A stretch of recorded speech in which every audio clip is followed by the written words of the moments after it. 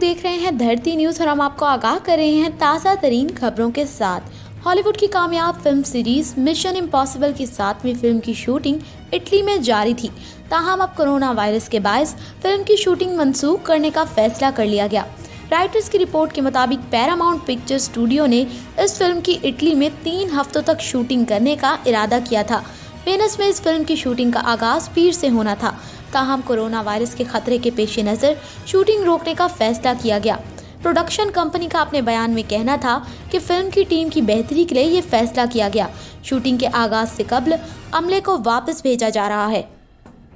अलबत्ता दोबारा शूटिंग शुरू करने के हवाले से अपने बयान में अब तक कुछ नहीं बताया गया। वाज़ेह रहे कि इटली में 200 से ज़ायद अफराद इस बीमारी से मुतासिर हैं।